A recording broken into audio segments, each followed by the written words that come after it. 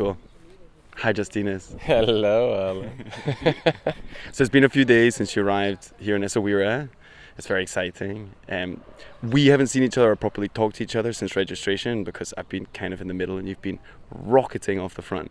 I want to try and walk it back a little bit and talk about your journey into Atlas and then how you eventually arrived successfully to first place. So if you can start by telling us a bit more about how you prepared for this journey, given that you're coming from Norway, which is a greatly different sort of climate and landscape, and how it was to try and prepare in a sort of winter landscape. Well, yeah, been a journey. Third time here, so it's. I knew where I'm coming at least. Knew some things about it. The preparation, I didn't do much. I mean, the temperature is like opposite of what it's here, plus just with a minus. Mm-hmm. So it doesn't make a good acclimatization. Like I should have come like, I don't know, 2 weeks before. That's normally the case. Not in my way. I would arrive like, I arrived 2 days before on Wednesday evening, or late evening. But the race got postponed, so that changed my plans by a bit already. So that was a start like I didn't expect. We started on Saturday and I had a flight to catch on Wednesday. So actually my race wasn't against the others, but more against the time and the flights so that I would need to catch. But the preparation in Norway in winter is white. I haven't ridden my bike on the gravel for I don't know. So the first corners were so sketchy. I was feeling like I have no grip at all, and I was like balancing everything. And just later the confidence grew, and I could start cornering properly and not like a granny. Mm-hmm. But so other than that, I wasn't not really sure about the setup and stuff until we hit the first gravel, and then everything got like going. So the vibe was that you were trying to sort of run with the experience that you've already bring to it, but kind of winging it a little bit. and like I said, like with experience, winging it is possible, right? But did you have that in mind? You were just going to try and adapt as you went. Yeah, that's usually the case. I'm a chaotic kind of person, so I don't like structure so much. For me, I strive in chaos. Mm-hmm.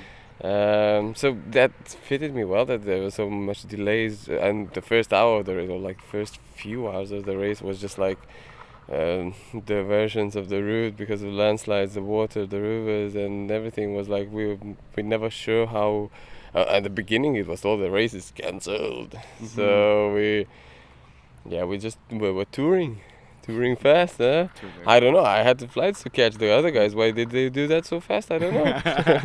But they were supposed to be a bike tour. But they were chasing me all the time, so it was like crazy. Is it, to walk back a little bit to training? Like, did you spend a lot of time on the home trainer? Is that something you did a lot of? And like, what does that look like for you on like a week-to-week basis? All the intervals are done mostly inside on the turbo. But I love fat bike. I become very fatty during the winter. I did also a race before Atlas. It was fat biking, is like winter ultra, and I'm thinking about doing an ultra race. So on fatties.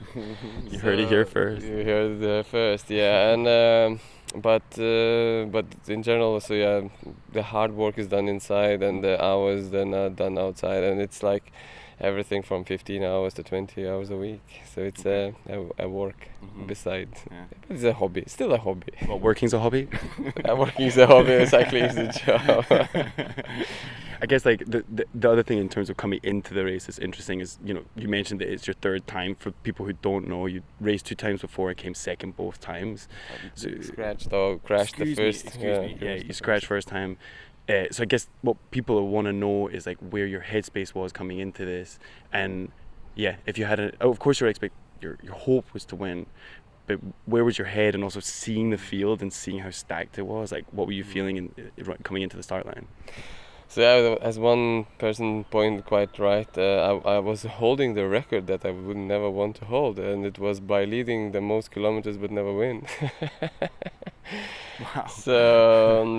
But finally managed to break it and won it. But as we talked in registration, right, I was like favorite to be number 2 or something like this. So yeah, this is what I'm carrying with me. But I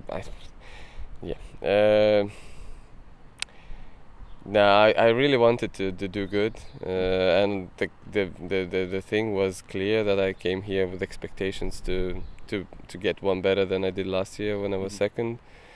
But I knew that it's going to be incredibly difficult with the field that was there. I mean, the competition is just increasing. It's never going to get easier to win those races.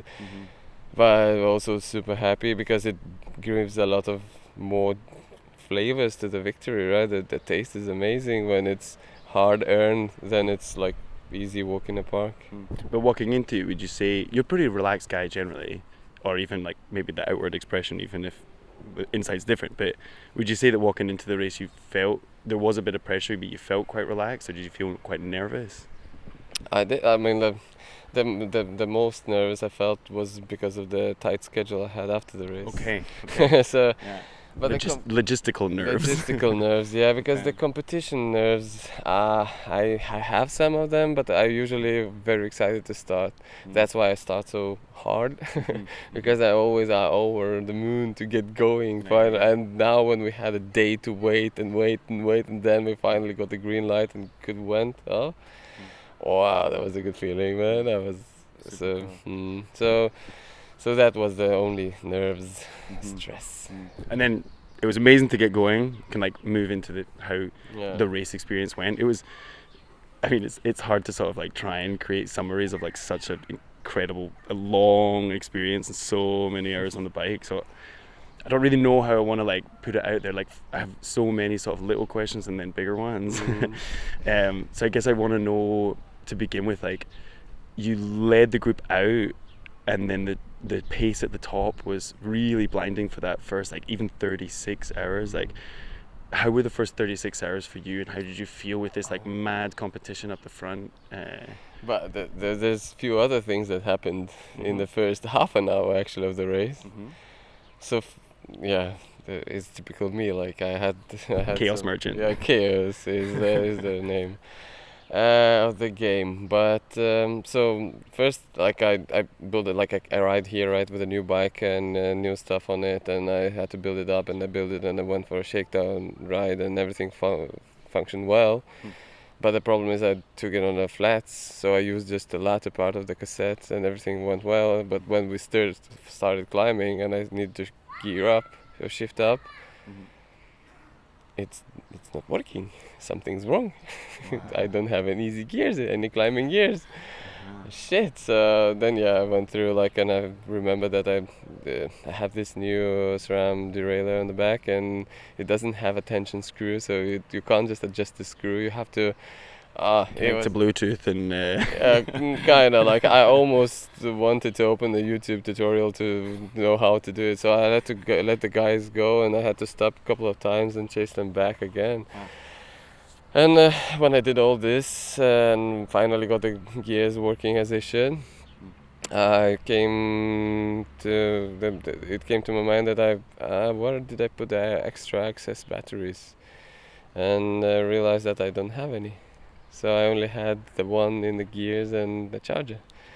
So that made my race plan also shift quite a bit. And that's why, as it was so empty and I was like just staring into the dark, the first checkpoint, like both speaking in a metaphorical way, but in a direct way, it was like dark around because I thought, like, okay, well, my hopes now just vanished because I again managed to forget something at the start that is quite important.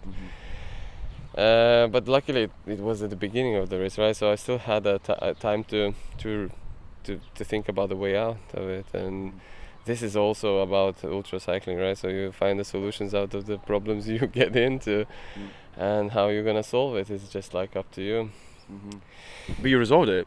Yeah, I mean, like I just rested more. Nelson is still laughing and gonna be laughing until, I don't know, the day he'll forget this. That this mistake made that I won. Because you rested longer, and then you got better recoveries instead of doing the Justinas thing of like smashing myself. Smash. Wow, I mean that's a really amazing way to learn this lesson. That the question would be, maybe we're skipping forward a bit. Do you think you'll actually take that lesson into future races? Like, this is obviously something that happened without your choice, but given that you've seen what it can do, do you think that you're going to focus more on bigger? You look unsure. Yeah, look after myself. Yeah. Shit. Yeah, it's like a very. I should. I know the effects, right? How fast you can be if you do this.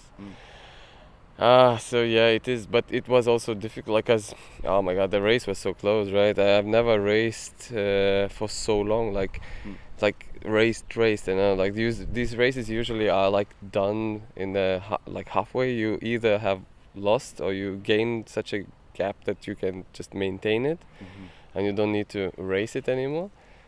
While here I had the guys behind me all the time, like they didn't give me room for nothing, and I was. And you didn't give them room either. I mean, that was part of it. Yeah, that was. I mean, we pushed ourselves to the limits, and it's just what happened to Dricus at the end. It just shows like the limits were close all the time. We were on the limit. I mean, like you said, I've never seen a race that's over 1,300 kilometers, which is really decided in the last 10 kilometers, something like this. It was an amazing show. But it was impossible to know what was going to happen in the end. It was like a nail biter. Yeah, I mean, a lot of people texted me and thanked for the show. I mean, it was not the show I would want to put on, to be precise. I would have preferred the procession at the end and just ride into the finish relaxed and chilled. But now I had to ride hard all the time. And yet still take the breaks when you needed, and then have to deal with the fact that people gained on you or people pushed ahead of you because you had to stop in order to charge your silly charger. And this is again a thing that I try to repeat to myself and to the others. The race against the time and the course and everything and elements, not against the others. Forget the dot watcher. Like don't turn it on. Don't watch where the others are. Race your own race. Don't forget to shop the water when you need water, and don't look where the others stop and what the others do. Yeah. So, you're not the same people. No, exactly, and we have different needs and different strategies and different bike setups at the end. So it's like, oh my god, yeah. So yeah. There's a couple of elements of like the conditions of the race I think people want to know about. Like for me, even just being in the support car, like baking in the afternoon sun, doing nothing. Like I'm curious how you also coming from such a winter climate, direct to here. Like how did you manage the heat? Because it got very intense during many parts of the race. It was above 40, yeah, in several places. Once I actually stopped at the. I climbed up the climb and there was a building, so I thought like, okay, I'm gonna find the shadow side of it and gonna sit there and just drink a bit and cool down. But there were kids sitting because that was school, village school, and the kids were like chuckling at me, looking at me, and I was like.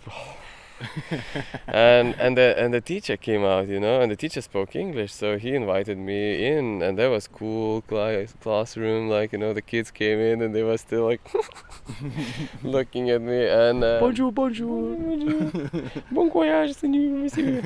But I got offered water, tagine and everything, and this is it's not cheating, right? Because I haven't sought for this help and support, but I just got offered, and this is just Moroccan people who are amazing people, especially the ones in the mountains. Amazing. I mean, I can't describe. And how many times I had to say no, please, no, don't do this. It's very hard for me to say no. So if you offer me a tagine, I'll stay with you. But take it in a Ziploc bag and. So, but that was the heat was intense, and it was really hot, and it was really. I suffered, especially the first day when I just lost all the salts and cramped everywhere. Do you do like rehydration tablets or things like this? Try to, you know, but this is a thing that it's not that. I could be better. Yeah. Improvement point here, but yeah. Yeah, you just have to go with it. I think the other thing is that when you're racing at the top and you have this like time crunch all the time, I've talked about this with other racers as well, that there's some balance between performance and experience. Performance also being its own experience. But that must have made the school experience really cool, because you drive past so many places that you're like, oh, that would be nice, but I'm doing the race thing. So was there anything else apart from the school, or the school was like kind of your standout? It is the best. Like it was the one that stands out. I like the bars, you know. I made a lot of friends in the bars because everyone. I was like, this is the thing when you are the first to arrive. And the checkpoints. Yeah, not the checkpoints, just the bars, the locals, you know. And you tell everyone that there's 200 more coming. Prepare the tagines. Get the things ready. Get the calculators out. Make money. Now it's time to make the money, people. So you're the hype man. You're the hype man. I'm the trailblazer, you know, and even for the riders and for everyone. So it's fun. Like, and you then show them tracking, you know, and they thank you, and then they just hug you and wish you all the best. I love these interactions. These are the best. And if I could speak French, I probably would waste more time in those bars talking to people. But luckily I can't. Maybe it's good. Luckily I can't. Yeah, so it's another thing that is good for me. But then I guess the sort of follow-on question, sort of interactions with locals, is given how close you guys were at the top, how did you have many interactions with Drikas and with other racers, and how that was? Yes, but like you know, like this trying to keep the distance and trying not to. Yeah, I know Uba too well, you know. Like we have raced so much, but Uba never came close to the distance where we could talk or. Like, yeah, I've only seen his bike in a hotel once before we arrived at the finish. Yeah, like I was leaving, he was still sleeping. So. Rodriguez, I met him in the checkpoints, and we're always like, yeah, how are you? Good. Bye. I'll get you later, man. I'll see you soon. Yeah. You'll never get away, you know this, huh? So, and then there is like, you feel really tired, but you're still like, I'm good. How are you? I feel so fresh. No, I'm fine. No problem. No problems at all. My battery is good, and this is the thing. Dricos told me later that like I watched, like I thought like, why are you charging it every time? Like, what is? Do you have only one or what? No, I have plenty, but I want to charge this one fully too. Always prepared, always very prepared. And then outside of your problems with your batteries, were you happy with your setup? Were you changed anything about it? No, the comfort is the thing you need here. It's like comfort is speed. Now I can just say sorry to what I did before, and the hardtail here is still underbiked quite by much. So you're gonna come back next year with just one battery? Next year, I told you this is Alaska stuff. It's gonna be winter, but this was my closing of the chapter of the Atlas, probably for a while at least. So I guess like to try and round up a little bit, because I could speak to you all bloody day, but yeah, and maybe we will after this. But like, I really want to know, like, after this long anticipation and many years sort of in the making, and also just not in Atlas, but like in other races that you've worked really hard and like just fallen a little bit short, but still putting a great performance. Like, what was it like to come into the finish line, and what has it been like since you finished to sort of like process that you finally did it, you finally made it? Oh man, I'm very happy that I maybe didn't make those flights. Me too. Because then firstly I can sit here and chat with you. Secondly, I met so many people arriving to the finish who I would never see actually, because I would be back at work and working. And yesterday we had a great night out, and it's a pretty funny night. So it was so much, and I met because our community is growing, and to get to meet those faces again and not just say hi at the start and never see them until the next race. So I'm very thankful about for the time that I got extra to spend here in Morocco, and reflecting on the victory is as I said, like, is super sweet. It's like the fight that I had to put in to get it makes it even more special. So it's I want to cherish and to remember, and the message is the amount of people that congratulated me. I'm still sorry, but I'm working with it. I'll trying to catch up and answer you all, but it's incredible. Like, yeah, put some pressure, but it's a pressure that is amazing. It's one of those pressures. Is like, I don't know. I feel like for the people that support you and that are following you, they want you to win, but they don't need you to win either. Like the sort of love that they're throwing at you is supportive. It's not like definitive on a win, right? So it's just kind of like we all get to celebrate with you, no matter what happens. You know. Yeah, that is true. I mean, I don't like, and I try always to defend myself, like, or not defend, but like not to build these expectations. And this time I did. I told everybody that I'm not coming here just for touring, you know. I'm coming here to race it and to do one better than last year.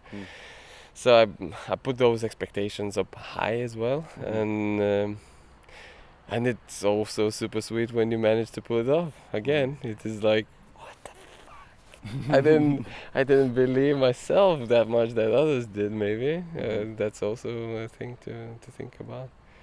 So. Well, huge congratulations, Justinas, and thanks for so being able to speak to you. It's been so nice to get to interact with you.